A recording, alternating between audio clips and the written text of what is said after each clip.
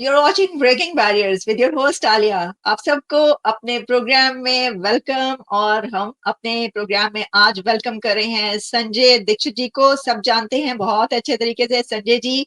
नमस्ते। नमस्कार। और संजय जी चेयरमैन हैं जयपुर डायलॉग के, ऑथर हैं, स्पीकर हैं, राइटर हैं, क्या क्या कुछ है। Sanjay ji, thank you so much for joining my show sir. You're most welcome, or thank you. I must thank you also for having me on your show. Sir it's my player and it's my honour कि आप मेरे programme में आते हैं और बहुत लोग पसंद करते हैं। अच्छा संजय जी, बहुत सारे टॉपिक्स हैं, इतने सारे टॉपिक्स इस वक्त, इतनी डेवलपमेंट्स हो रही हैं, चल रही हैं, तो मैं ये सोच रही हूँ कि एक टॉपिक पे बात करने की बजाय दो तीन टॉपिक्स पे जरा आपसे मैं आपके जो राय है वो ले लूं। सबसे पहले तो सर हम स्टार्ट करते हैं कि ये जो टैरिफ्स लगे और जवाबी टैरिफ्स ये कहा जा रहा है प्रेसिडेंट ट्रम्प की तरफ से लगाए गए, तो बहुत शोर ये था कि भारत पे टैरिफ लगने लगे, ये होने लगा, तो पता ही नहीं चला कि भारत से ज्यादा पाकिस्तान पे टैरिफ लग गए। सर पाकिस्तान पे आप लोगों ने 29% लगा दी और खुद पे आपने 26% लगवाए, तो लोग कह रहे हैं ये रा की साजिश है। बिल्कुल हो सकती है, आपको पता है ना, जो भी पाकिस्तान में कुछ भी उल्टा होता है वो रा ही करता है। रा, इसलिए रा रा, वो क्या है, वो गाना था ना, रा रा रास्पुटिन, हाँ, lover of the Russian queen. तो ये रा रा हो रहा है। पाकिस्तान में जो कुछ भी उल्टा होता है वो रा करवाता है। मैं हाँ, इससे पूरा सहमत हूँ, और बल्कि रा is incredibly lucky that it gets so much credit, whether it does something or not, but it gets so much credit. तो हाँ। लकी रा। तो तो सर आपके तो जो टैरिफ लगे उसके ऊपर कुछ हुआ ही नहीं, सब खामोशी, कुछ मसला ही नहीं पड़ा, लगता है कि आप लोगों ने पहले खामोशी, से तय कर रखा। आपको हाँ, खामोशी नहीं है। हाँ, As we speak, the Indian stock market is the only market in Asia which is up 1.3% up. बाकी there is bloodbath everywhere. पूरा south east Asia, Japan, Taiwan, China, everywhere it's down. India में up है। आपके Europe में और America में क्या हुआ मार्केट्स में आपको पता ही है। Hmm, I think S&P 500 lost something like 6% yesterday। तो यहाँ तो साहब चंगे चंगे मौजा ही मौजा। वो जो 26% लगाया भी है, वो जिन चीज़ों पे लगाया है वो उसको कोई खास फर्क नहीं पड़ता। क्यों? क्योंकि जहाँ से वो लेते हैं उनसे सबसे तो कम है।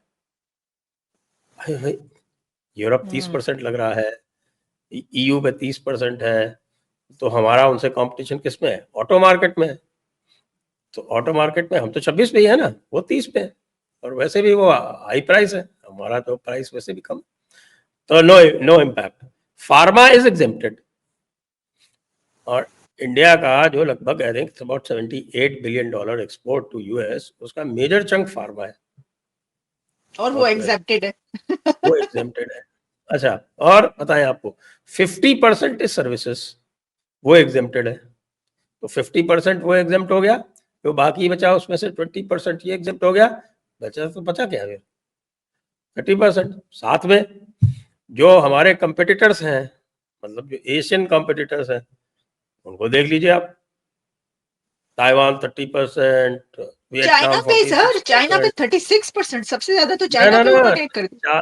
चाइना इज टोटल इज 20% पहला था, पहले था, और this 34% is on top of that 20%, total is 54%। फिर श्रीलंका में भी इंडिया से ज़्यादा है, 44% है शायद, और 37% बांग्लादेश पे है। तो टेक्सटाइल आइटम्स जो है उसमें जो है सारे कंपटीटर्स के ऊपर इंडिया से ज़्यादा है। तो भाई मैं अभी देख रहा था हमारे पे, तो आप देखिए धड़ाधड़ बढ़ता चला जा रहा है 1.29%। वाह, आप लोगों पे तो उल्टा असर हो रहा है सर, आप टैरिफ के बाद और आपकी मार्केट ऊपर चली गई है। अच्छा, तो संजय जी, बल्कि मैं देख रही थी कि ये खबर आई है कि पाकिस्तान ने तो अब इस पे सॉरी बात सॉरी करने सॉरी का सॉरी फैसला सॉरी किया है। सॉरी सॉरी सॉरी, मैं जी, पुराने आंकड़े देख रहा था। अच्छा, डाउन है अच्छा, थोड़ा सा, लेकिन बड़ा मार्जिनली डाउन है, 1% डाउन। Okay, okay. तो संजय जी, मैं देख रही थी कि तो पाकिस्तान ने तो फैसला किया बात करने का, पाकिस्तान टैरिफ मामले पर अमेरिका से मुज़ाकरात करेगा, सफीर जो है, हाँ एम्बेसडर बिल्कुल, भेज देगा। मजाकरात दिख रहेगा। वो हाँ। अमेरिका को कहेगा कि बेटा टैरिफ कम कर दो, वरना हम न्यूक्लियर बॉम्ब चला देंगे। और क्या करेगा? नहीं नहीं मुझे नहीं sir. I am not aware कि भाई पाकिस्तान की क्या एक्सपोर्ट्स हैं और कितनी एक्सपोर्ट्स हैं, कितना वो हाँ ये एक्सपोर्ट भी करता है। है। उसके तो टोटल एक्सपोर्ट ही कोई 15-16 बिलियन है ना, कितने हैं, I don't know, not sure of the figures, आपको पता हाँ होगा। वो तो इतनी है ही नहीं कि उसके ऊपर कोई मसला पड़े। तो इसलिए हाँ उनको करने दीजिए। वैसे भी उनको जो है वो आलू प्याज जो है दुबई से ही मंगाना है, तो फर्क क्या पड़ता हाँ आपसे ही मंगवाना है, छुप छुपा के, चुपके चुपके, है? चुपके चुपके, नहीं चोरी नहीं नहीं, चोरी। वो तो गेम है ना। देखिए, अगर आलू प्याज सीधे सीधे वाघा बॉर्डर से मंगा लेंगे, हाँ तो अब जो सप्लायर है और जो परचेजर है, खाली उनके बीच में जो है वो प्रॉफिट लॉस हो जाएगा। अब देखिए, अब बीच में जब आप यूएई से मंगाते हैं, तो बीच में दो एजेंट और आ गए। हम्म दो एजेंट जो हैं वो अच्छा खासा कमाई करेंगे। हम्म तो जो चीज़ आपको 1 रुपए की मिलती है यहाँ से डायरेक्ट, वो आपको 4 रुपए की मिलती है। लेकिन हम्म उस 4 रुपए में से हिस्सा कितना लोगों के पास जाता है? वो देखिए, वो अमीर हो रहे हैं। तो वो अमीर जो है, आप ना केवल जीडीपी बढ़ रही है इंडिया की, यूएई की भी जीडीपी में आप कंट्रीब्यूट कर रहे हैं। You should be very happy. आपकी खुद की डाउन हो रही है तो क्या हुआ? इसको बोलते हैं हमारे हम्म। यहाँ वसुधैव कुटुंबकम है, the world is a family. So you are serving the cause of all the families everywhere. Okay alright. बस अपनी कंट्री की जो फैमिलीज है उसी उन्हीं को नहीं कर रहे, बाकी सबकी दुनिया की फैमिलीज को कर रहे हैं, सही बात है। अच्छा संजय जी, ये आपने बात की ना जब, तो वर्ल्ड इज अ फैमिली, तो हमने देखा कि डॉक्टर जयशंकर ने कुछ ऐसी ही बात की है। उन्होंने कहा, ये जा रहा है कि बात तो उन्होंने कुछ ऐसी की, कोस्ट लाइन और जो 7 स्टेट्स है उसके ऊपर कोई चाइना में जाकर जो मोहम्मद यूनस है उन्होंने कोई बात की है, तो डॉक्टर जयशंकर की तरफ से जो जवाब दिया गया है वैसे तो बड़ा अच्छा जवाब लग रहा है, लेकिन कहा जा रहा है कि उन्होंने स्नब किया मोहम्मद यूनस को। और अब तो बात ये की जा रही है कि अब बांग्लादेश के जो है ना, भारत तो 2 टुकड़े करने लगा, तो मैं ये पूछना चाह रही थी कि क्या ये एक टुकड़ा पाकिस्तान को वापस करेंगे या उसका कुछ और करने वाले हैं? ये क्या होने जा रहा है, कैसा है कुछ? पाकिस्तान को क्यों वापस करेंगे? पाकिस्तान तो खुद कह रहा है कि साहब गिफ्ट ले लो हमसे, हमसे नहीं संभल रहा।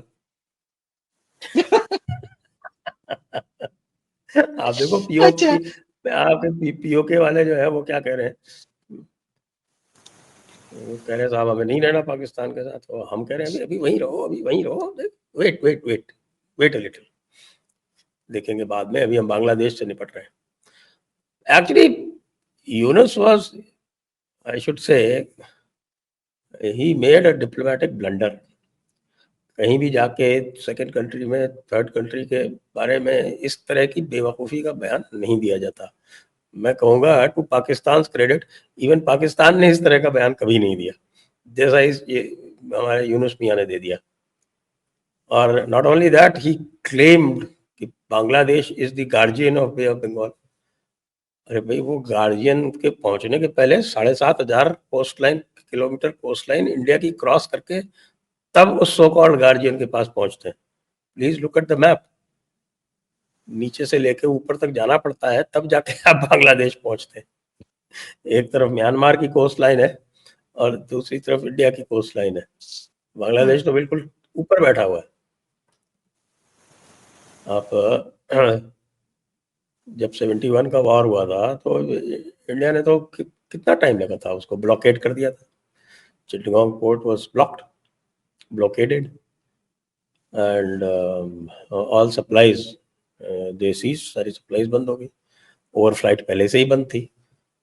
तो 71 का वॉर जो हुआ था, उसको अगर आप उसके टैक्टिकल एस्पेक्ट्स देखें, तो जो सो कॉल्ड गार्जियन है, that guardian can be guarded any moment by India।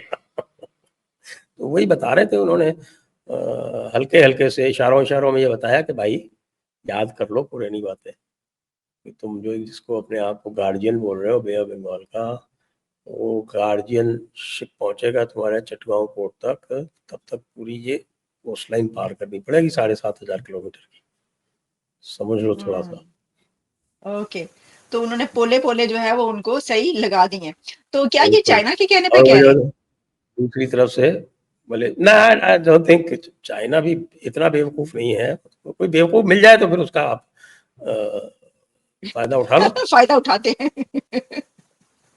ऐसा कोई, अब आप ये बताइए कि the man was desperate to have a meeting with prime minister Modi, और रिपीटेडली उनको रिपफ किया गया, रिपीटेडली उनको स्नब किया गया, एक तरह से बिल्कुल घुटनों पे बल आके finally he manage to secure a meeting with prime exactly minister इस मोदी। खबर की तरफ आते हैं सर, मुझे जरा इस पे कहने दें, क्या ये एक बिल्कुल सबसे लेटेस्ट न्यूज डेवलपमेंट जो हुई है इस वक्त, मीटिंग हुई है प्राइम मिनिस्टर नरेंद्र मोदी साहब की मोहम्मद यूनस साहब से, और ये थाईलैंड में मीटिंग हुई है, जो कि बहुत ज्यादा कहा जा रहा था कि यूनस जो है वो चाह रहे थे वो वाली मीटिंग करना। तो क्या मीटिंग कैसी रही, हो गई? कुछ हमें इसकी कोई लेटेस्ट डेवलपमेंट आपके पास है अंदर की बात तो बताइए प्लीज। एज वी स्पीक कोई डिटेल्स अभी तक बाहर आई नहीं है, लेकिन डेफिनेटली इंडियन कंटिंजेंट है वहाँ पे, एमईए का कोई स्टेटमेंट भी आएगा तो हम उसका वेट कर रहे हैं। लेकिन आई एम क्वाइट श्योर जिस तरह की बातें जो हैं तो इनको खरी खरी सुननी पड़ी होगी। अच्छा। मिर्जा यूनुस, आप हैं क्या? You are not an elected prime minister, आप केवल एक इंटरिम गवर्नमेंट चला रहे हैं, क्या सोच के कुछ भी बोल देते हो? और उसका कितना रिएक्शन हुआ आप देखिए कि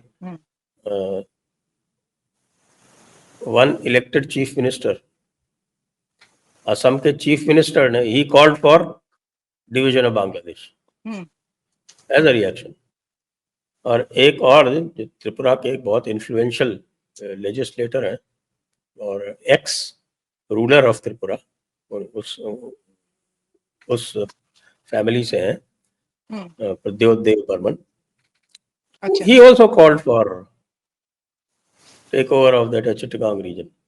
अच्छा, इतना वल्नरेबल है वो चिटगांग रीजन कि त्रिपुरा बॉर्डर से जो बे ऑफ बंगाल का जो कोस्ट है वो ओनली अबाउट 30 किलोमीटर्स। फिर उनके यहाँ से इररिस्पॉन्सिबल स्टेटमेंट आज से नहीं, शुरू से ही आते रहे कि हम चिकन नेक ले लेंगे, हम 7 सिस्टर्स पे कब्जा कर लेंगे। अरे भाई देखो तो तुम्हारी क्या हालत है। अब 37% और लग गया है, तो इसलिए मुझे लगता है हमारे यूनुस मियाँ जो है वो और भी डेस्परेट हो गए होंगे। Look at the geography, after all you may live with anything else, you cannot defy your geography. 4076 kilo, केवल 2 कंट्रीज से उनका बॉर्डर लगता है। इंडिया जो है उनको 90% एरिया इंडिया से लगता है, more than 90%। 4076 kilometres border they share with India, 271 kilometres they share with Myanmar. वो बॉर्डर ब्लॉक कर रखा है अराकान आर्मी ने,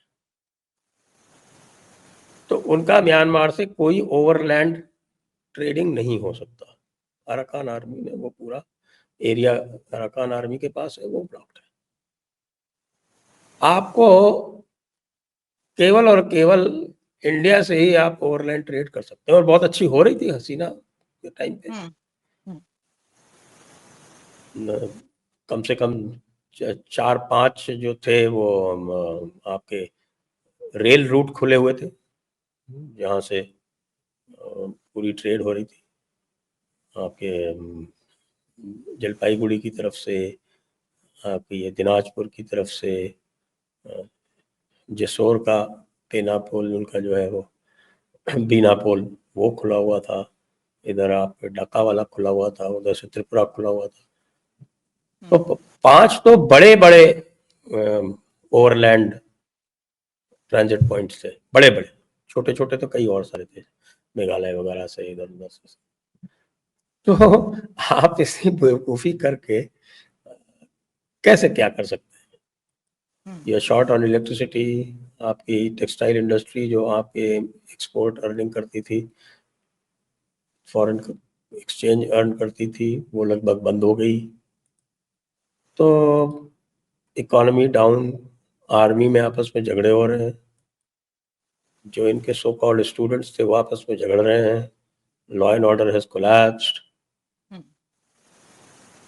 माइनॉरिटीज पे लगातार हमले हो रहे हैं, हमले in the sense that they are getting killed, temples जो है वो डिस्ट्रॉय हो रहे हैं, ये सारे काम हो रहे हैं। जी। और आप जो है वो बैठ के चाइना में कहते हैं कि साहब कि वो 7 हम्म। सिस्टर्स आर लैंडलॉक्ड हाँ। और भाई गार्जियन है, आप हाँ। यहाँ आए और एक्सटेंशन करें। फॉरगेट दैट द 7 हाँ। Sisters are part of, they are integral part of India and India हाँ। Is not landlocked. अगर इंडिया लैंडलॉक नहीं है तो फिर वो जो 7 सिस्टर्स हैं वो कैसे लैंडलॉक हो गए? तो मुझे तो यूनुस चाचा जो है वो डिरेंज टाइप के लगते हैं, but he has a reputation of having been an ace manipulator and money launderer. ये उनकी रेपुटेशन है बांग्लादेश में। ये देखिए ना, ये जो उन्होंने स्टेटमेंट दी वो खासतौर पे चाइना में जाकर ऐसी स्टेटमेंट देना, तो ये तो मतलब ये कमजोरी है। आपको अगर इस तरह की कोई रिजर्वेशन है या आप कुछ ऐसा कहना चाहते हैं अपने मुल्क में बैठकर कह दें। जब आप एक ऐसे कंट्री में जो कि उस कंट्री का राइवल है, एक उस आप एक बड़े कंट्री में गए हैं उनकी शह पर या वहां पर बैठकर ऐसी स्टेटमेंट देने का मतलब ये निकलता है आपकी वीकनेस जाहिर होती है। लेकिन इसमें ये जो बात है, मैं समझती हूँ कि ये भारत को कोई जरूरत नहीं थी मोहम्मद यूनस से बात करने की, या वो इसकी एक बहुत सख्त उनको जवाब दे सकते थे। और उनको उनकी जो मीटिंग की रिक्वेस्ट थी, क्योंकि मैं देख रही हूँ द बायलैटरल मीटिंग जो है वो comes after Dhaka had requested a bilateral meeting on the sidelines of summit to sort out differences. ये बात कही जा रही है कि ढाका की तरफ से इसकी रिक्वेस्ट की गई ताकि डिफरेंसेस को सॉर्ट आउट किया जाए। तो उससे पहले आप इस मीटिंग से पहले ऐसी स्टेटमेंट देंगे। लेकिन जो मैं बात करी थी कि मेरा ख्याल है कि भारत की ये डिप्लोमेसी यही कामयाबी का राज है आपका, कि आप कोई जरूरत नहीं, आप उसको बड़ा तगड़ा जवाब दे सकते हैं लेकिन फिर भी आप मिलते हैं और आप अपनी डिप्लोमेसी को और फॉरेन पॉलिसी को जो है वो चलते रहने देना चाहते हैं। Am I right? Yes, yes, India always engages diplomatically. हाँ। डिप्लोमेटिकली तो एंगेज करते ही रहते हैं। आप देखें साइड लाइंस पे तो जैसे पाकिस्तान के साथ भी रिलेशंस जो है काफ़ी ख़राब है, लेकिन फिर भी हाँ। डिप्लोमेटिकली तो एंगेज करते ही रहते हैं। हाँ। डिप्लोमेटिकली ऐसे तो ही। एंगेजमेंट हमेशा कायम रखना चाहिए। हम्म। हम्म। तो सर ये जो अब इस वक्त ये जो थाईलैंड गए हुए हैं मोदी साहब, तो क्या इसकी और क्या आउटकम्स आप देख रहे हैं? काफी बड़ी मीटिंग है और काफी मैं देख रही थी, बल्कि ये जो मीटिंग हुई है बड़े दोनों के डेलीगेशन भी बैठे हुए हैं साथ। बहुत बड़ी मीटिंग थी जिसमें इंडिया के काफी लोग मोदी साहब के साथ बैठे हुए हैं और दूसरी तरफ से यूनुस के जो साथ उनके गए हुए यूनुस साहब के वो भी बैठे हैं। तो देखिए इंडिया तो जब ये शुरू में आके और इन्होंने जो है बकवासबाजी शुरू की थी, इवन हाँ। एट दैट टाइम आपको याद हो कि इंडिया हाँ। ने अपने फॉरेन सेक्रेटरी को वहाँ भेजा था, विक्रम मिश्री साहब जो हमारे फॉरेन सेक्रेटरी हैं, वो हाँ। उनको भेजा गया था ढाका में कि भाई इनसे बात करो कि आखिरकार हम्म। चाहते क्या है। हम्म। और जो भी बात हुई एक्चुअली वही came back with the impression that nobody is in charge. और वहाँ पे जो वेरियस ग्रुप्स हैं हम्म। उनमें एक कंपटीशन है अपने आप को बड़ा जिहादी दिखाने का। हम्म। तो in such a situation civilised engagement was hmm. Becoming impossible. Hmm. अब इनकी हालत जो है वो ट्रंप के आने के बाद से जो इनके बैकर्स थे, hmm. International backers, they have all gone. तो हम्म। इन्होंने ये मूव किया कि साहब के अच्छा चलिए हम let's do a pivot to China. China अपनी प्रॉब्लम्स में व्यस्त है, अभी वो भारत से नॉर्मलाइज करना चाहता है। हम्म। आपने देखा कि in the trade war he is China now wants to normalise relations with India. Yes Sanjay ji, उन्होंने तो जो कहा है ड्रैगन एलिफेंट टैंगो, तो एक तरह से उन्होंने तो आपकी तरफ हाथ बढ़ाया है कि भाई हमें बचा लो अमेरिका के टैरिफ से। ऐसा है, यही बात कही जा रही exactly exactly exactly but it comes with the price. India ने कह रखा है भैया बॉर्डर इशू सॉर्ट आउट कर दो, उसके बाद फिर तो there is nothing, we will rule the world together. But how do we trust you? आप तो धोखाधड़ी करने के लिए, not China as such but the Chinese communist party, है। They are known traitors. तो ठीक। इसलिए तो वो यानी आप कहते ट्रस्ट हैं, नहीं करते हैं लेकिन उनके ऊपर? लेकिन सर वो नहीं तो आपका तो अब ट्रस्ट रिजॉल्व करता हो हूँ। गया ना कॉन्फ्लिक्ट। संजय जी अब तो काफी आपके हीरो शकर हो गए आप दोनों। नहीं नहीं नहीं नहीं नहीं नहीं, अच्छा। रिजॉल्व क्या हुआ भाई? They went back to their positions. वो इंडिया की मसल फ्लेक्सिंग की वजह से वापस गए, कोई मन से थोड़ी गए, लेकिन बॉर्डर इशू तो नहीं रिजॉल्व कर रहे ना। India wants to hmm. Resolve the border issue कि भाई ये जो बॉर्डर है इसको डिलिमिट करो और इसको डीमार्केट करो। या हम्म। आज से नहीं, पता नहीं कब से India has been wanting it, लेकिन चाइना की डेलिबरेट पॉलिसी अपने नेबर्स के साथ यही रहती है कि इसको वेग रखो, जब मर्जी हो अंदर घुस जाओ, थोड़ा सा और बढ़ा लो, कुछ कर लो। हम्म। तो वो चाइनीज कम्युनिस्ट पार्टी की जो अपनी एक अलग ही उनका वो धंधा चलता रहता है।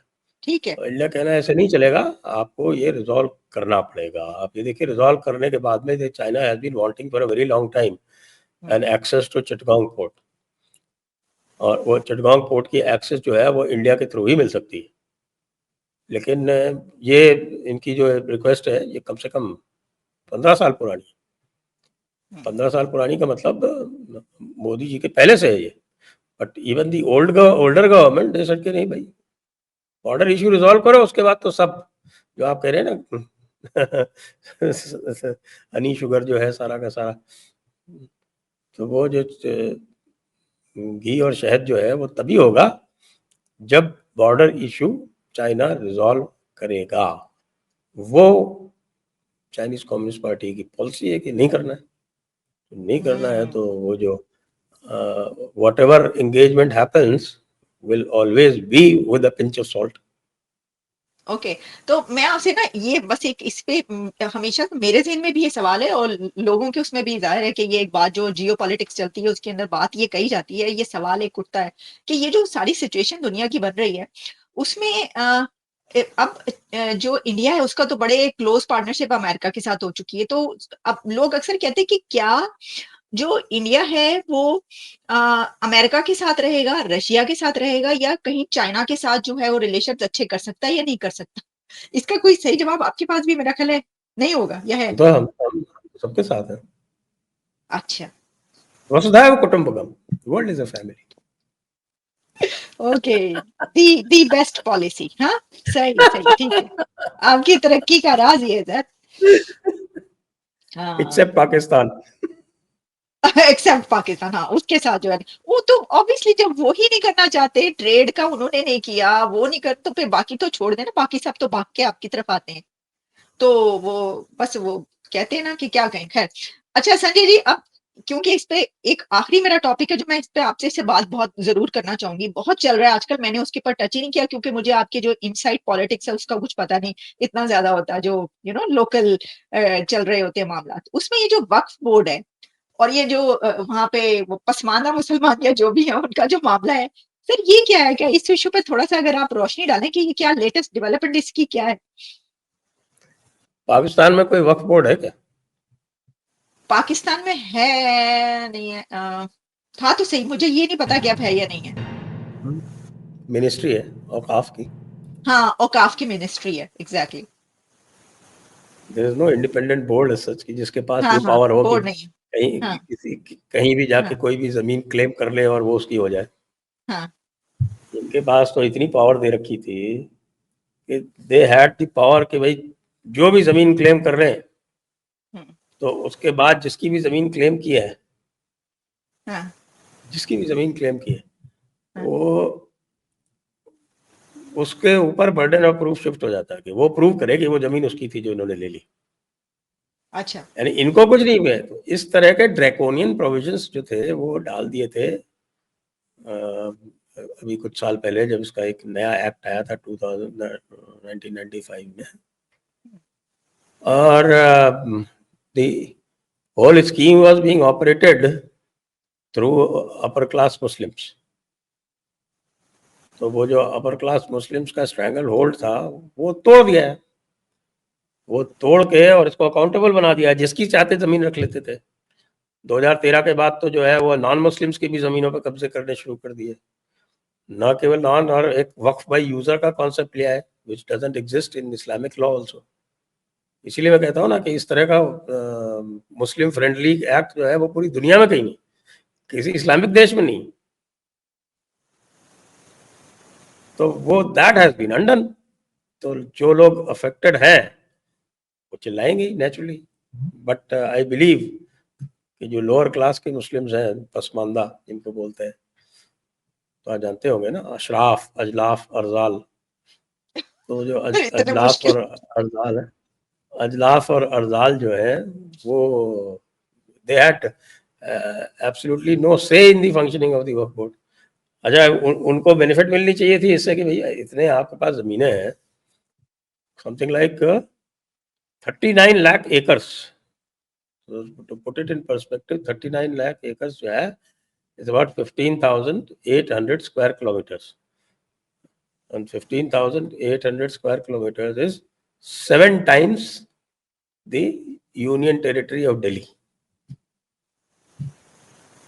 जो दिल्ली यूनियन टेरिटरी है उसका 7 टाइम्स। अच्छा। हरियाणा स्टेट का आधा, हम्म half of the state of Haryana or half of the state of Punjab, that is the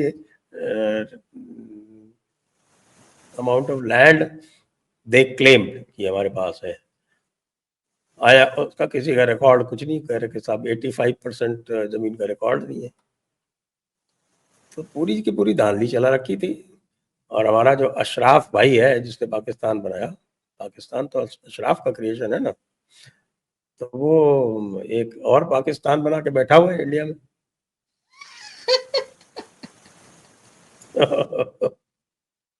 अच्छा। अभी देखिए, अभी मैं ओके। देख रहा हूँ मेरे सामने चल रहा है आरिफ मोहम्मद खान जो हाँ।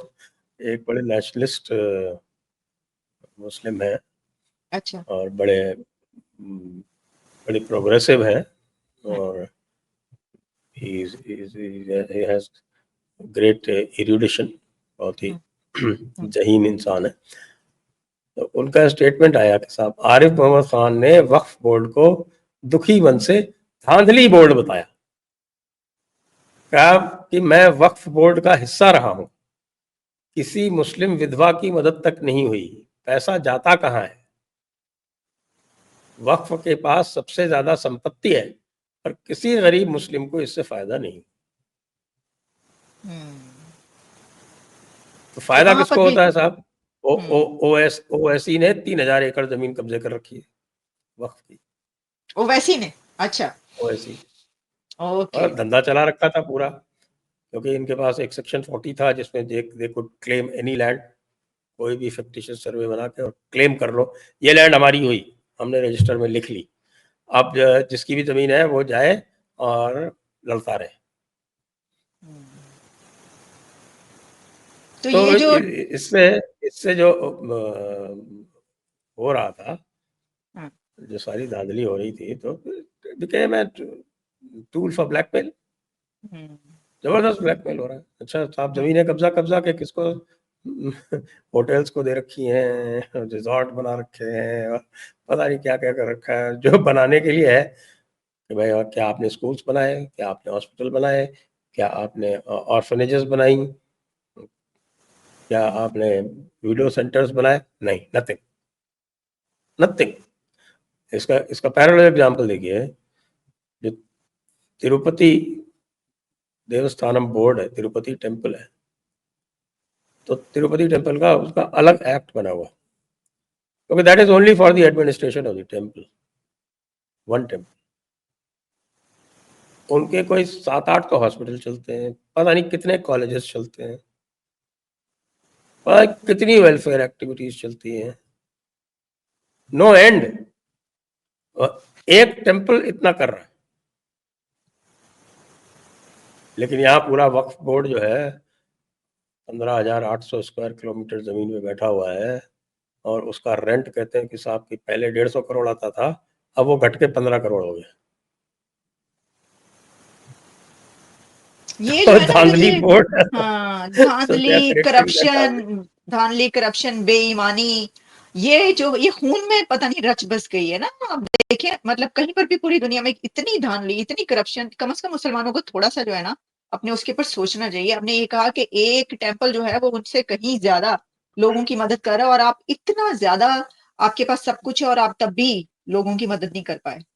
दिस इज सो, फिलहाल क्या सारे कहना आलिम चाहिए। उलमा और मुफ्ती कहते हैं साहब, उनका फतवा है कि साहब का लूट का माल जो है वो हलाल है,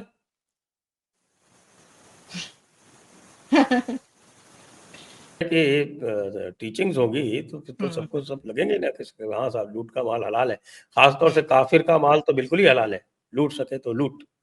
हाँ, अभी तक वो उनकी जो माइंडसेट है वो चेंज नहीं हुआ, तभी तो वो पसमानदा मुसलमान कहलाते हैं। और अभी देखे ना क्या, अनबिलीवेबल। लेकिन Sanjay ji, thank you very much sir. ये धंधे जो जी है जी। सब अशराफ, जितने भी अच्छा, हाँ, धंधे ये तो मैंने सब, हाँ बताया, हाँ हाँ। ये सब अशराफियों के धंधे हैं। हाँ। पाकिस्तान का ही देख लीजिए ना, हम आपकी आर्मी भी अशराफियों की है, आपकी नेशनल असेंबली भी अशराफियों की है। हाँ इसमें अगर थोड़ा सा जो है ना वो डेमोक्रेसी होती और हाँ। कोई एक्चुअल लोग आए होते तो शायद थोड़ा बहुत ठीक ठाक हुआ होता। नहीं नहीं सर, वहां पे तो एक इलेक्शन लड़ने के करोड़ तो है ना, 2-3 करोड़ तो एक इलेक्शन पे लगता है, एक आम से छोटे से इलेक्शन पे तो कहाँ से एक आम बंदा आएगा या कोई ऐसा आएगा, वो तो है ही, सब कुछ एलीट का तो है, सिस्टम ही ऐसा है, मेंबर सिस्टम ऑफ ही ऐसा नेशनल असेंबली, मैं देख रहा है। था हाँ कहीं स्टडी में कि एक बंदा ऐसा नहीं है जो या तो नवाब या जमींदार या वडेरा नहीं है। हाँ ऐसा ही है, सारी फैमिलीज, खानदान के खानदान जो है वो लड़ते हैं, आम बंदा तो लड़ ही नहीं सकता। और भारत में तो कोई, भारत में तो जमींदारी नवाबी जो है वो शुरू में ही खत्म कर दी गई। हाँ that is one of the main reasons कि इंडिया प्रोग्रेस कर गया।